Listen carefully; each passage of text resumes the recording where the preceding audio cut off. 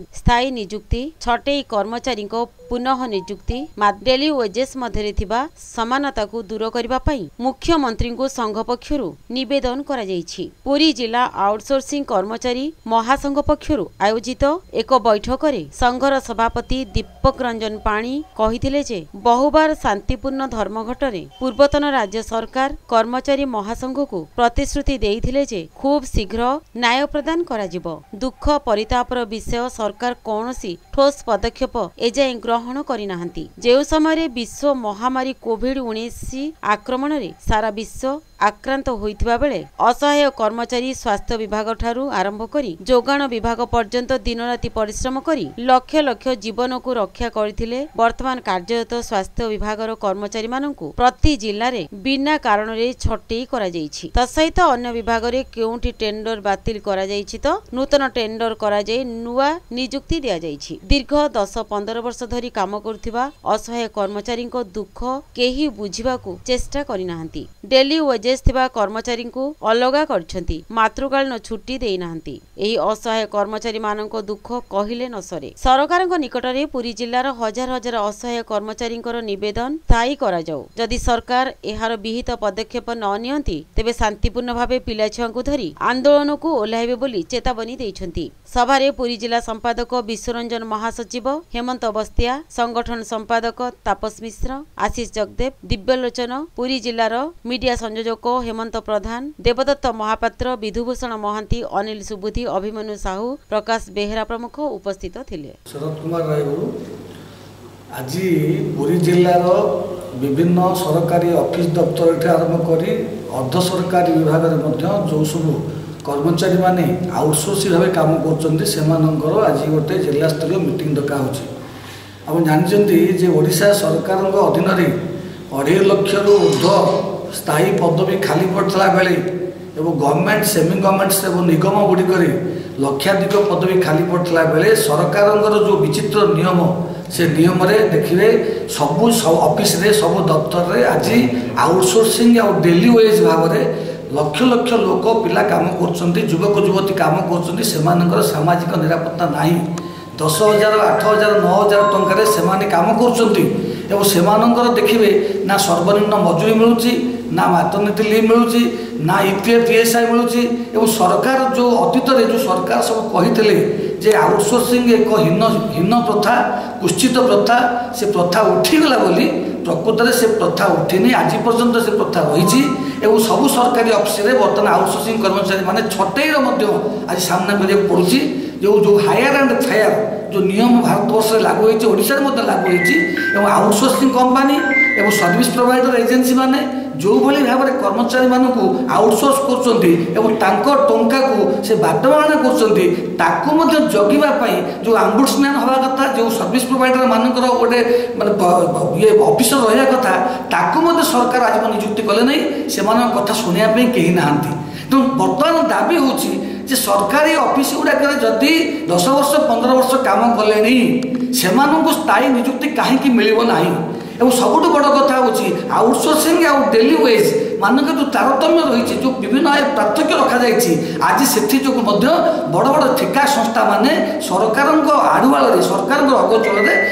लक्ष लक्ष टंका ठकी नौ सरकार टंका को सर्विस प्रोवाइडर मैंने ठकुंट कि प्रकृत में कर्मचारी जो पाइबा कथा सर्वनिम्न मजूरी पाइबा कथा से पाऊना। एवं भारत वर्ष देखिए विभिन्न राज्य में 21,000 टंका सर्वनिम्न मजूरी होता बेले ओडिशा 8-9,000 10,000 टंका सर्वनिम्न मजूरी काम कर।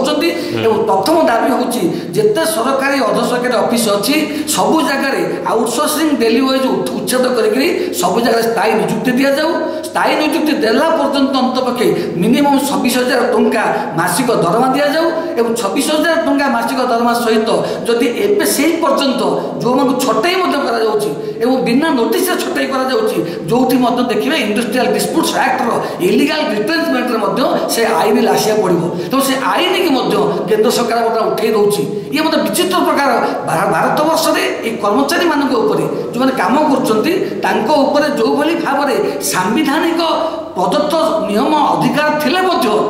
दौना सरकार छड़े नौ। तेणु ये समस्त दिग प्रति आधार कर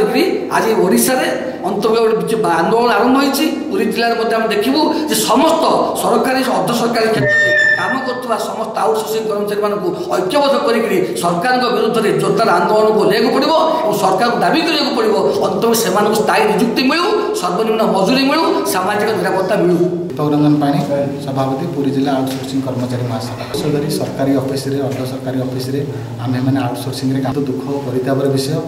माने मुख्यतः प्राय पिला छटई कर दि जाऊँ मैंने 10-15 वर्ष धरिकी सरकारी ऑफिस रे काम करुँच छटई कर दि जाए से करेंगे कौन जो आशा नहीं जो भरोसा नहीं सरकार उपर से आज आशा रखिंट जदि सरकार से आशा भरोसा को तुटई देवे से जीवे कड़े एक गणतंत्र राष्ट्र में जदि ये सरकार करेंगे ताली भविष्य कौन जदि सरकार आम कथा किसी न शुणिले आम बाध्य हो राजरास्ता को आम पिला छुआ धरी राजरास्ता को ओह्लैबू आम कि आम पाखे बाट ना तेणु आम सरकार को अनुरोध करूँ ता पूर्व आम डाक शुणु आम भी जड़े गणतंत्र जड़े आम जाग्रत प्रहरी आम दिन राति कम करने चाहूँ जदि स्वल्प दरमा दौरान आम परिवार चलो केमी तेणु आम अनुरोध करूँ आमको जी दरमा सामान कम सामान दरमा दि जाऊ आमर छटई बंद कर स्थायी निजुक्ति दि जाऊ। पुरी जिला मेडिकल आउटसोर्सिंग संघर संपादक कि जे आम आउटसोर्सिंग काम करूँ आमको ठीक ठीक ये दरमा मिलूनी प्रति मसरे दरमा मिलूनी ईपीएफएस नहीं आम बहु अशांति अनाटन आम दिन कट आम पिला आम भल शिक्षा भी दे पारूँ मास शेष दरमाटा आम ठीक दे पारूँ आमको जो ऑफिसर मैंने अच्छा ये अच्छा आम टेंडर हो जो टेंडर वाला आमको नौ से टेंडर वाला आमको भारी हैरान कर टेंडर नौ कि प्रति मसरे दायित्व है से पैसा गवर्नमेंट रू पाइले कि न पाइले किंतु सी आमको पैसाटा आमको पैठ करवा दरकार सर एबे भी अच्छी लोक 4 मास लेखे दरमा पाई ना पिला हूँ घर भड़ा देकर रोज पिला जो पिला मैंने पाठ पढ़ुं से ठीक टाइम ट्यूशन दरमा दे पाना ट्यूशन दरमा नदवा भितर सांगे जो पिला पाठ पढ़ुं से जो ठीक टाइम दरमा दूसरी पड़ीसा जो ये बसिक पाठ पढ़ुव जो सार मागुच तुम ट्यूशन दरमाटा 2 मास है पाइनि बोली से खराब लगुच से घरे आसी कांदिकी आमको कहते आमको बहुत आम बहुत अशांति लगुच आम घर आम घर परिवार भितर अशांति कोह सृष्टि हो मुख्यमंत्री कही आम दाबी पूरण करेंगे बोली समस्ते कहीदे जाऊँ किंतु केते दूर से दाबीटा पूरण हम से आज आम से कथा कहवा आम मुस्किल आम चाहूँ मुख्यमंत्री आम चाहूँ मुख्यमंत्री भल लोक सी करेंगे बोली आम आशावादी अच्छु कि तथापि आम एमती आम 4-5टा सरकार देखी गलुणी ये को देखी गलुणी आज आम किसी दाबी पूरण होनी आउ एठी जो ऑफिसर मैंने ये रोच 8 वर्ष 10 वर्ष रोच सी आमको लुंठन कर माहिर अच्छा से ट्रांसफर करा।